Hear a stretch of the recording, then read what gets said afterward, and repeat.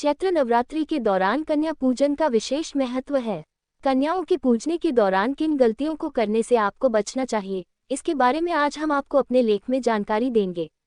नवरात्रि के दौरान माता के भक्त कन्या पूजन करते हैं। माना जाता है कि कन्याओं का पूजन करने से माता का आशीर्वाद भक्तों को प्राप्त होता है। भारत में कई जगह कन्या पूजन नवरात्रि की अष्टमी तिथि के दिन होता है, वहीं कहीं कहीं नवमी तिथि के दिन भी कन्या पूजन किया जाता है। आज हम आपको बताएंगे कि अगर आप भी नवरात्रि के दौरान कन्या पूजन करने वाले हैं तो किन गलतियों को करने से आपको बचना चाहिए। नवरात्रि में कन्या पूजन के दौरान न करें ये गलतियां। नवरात्रि में कन्याओं का पूजन माता के 9 स्वरूपों को ध्यान में रखकर किया जाता है। 9 कन्याएं 9 देवियों का प्रतीक होती हैं, इसलिए कन्या पूजन के दिन उनके आने से पूर्व ही आपको उस स्थान की सफाई कर देनी चाहिए जहां आप उनको बैठाएंगे।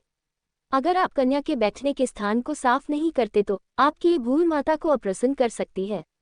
कन्या पूजन वाले दिन भूलकर भी कन्याओं को डांटे नहीं, बल्कि आदरपूर्वक आपको उनका स्वागत करना चाहिए। कन्याएं आपके व्यवहार से जितनी प्रसन्न होंगी, माता भी आपसे उतनी ही प्रसन्न रहेंगी। कन्याओं के आते ही उन्हें तुरंत आसन पर आपको नहीं बैठाना चाहिए। सबसे पहले उनके पैर आपको अपने हाथों से धोने चाहिए और उसके बाद पैर पोंछकर उन्हें आसन तक ले जाना चाहिए। आसन पर बैठाकर कन्याओं का तिलक किया जाता है, लेकिन इस बात का ख्याल रखें कि तिलक करते समय कन्याओं का मुंह उत्तर पूर्व दिशा यानी ईशान कोण की ओर हो। गलत दिशा में कन्याओं के तिलक से आप माता की कृपा से वंचित रह सकते हैं। इसलिए कन्याओं के आने से पहले ही ये पता कर लें कि उत्तर पूर्व दिशा किस ओर है। आपको बता दें कि ईशान कोण को देवी देवताओं को निवास स्थान माना जाता है और इसलिए इसी दिशा में कन्याओं का तिलक किया जाना चाहिए।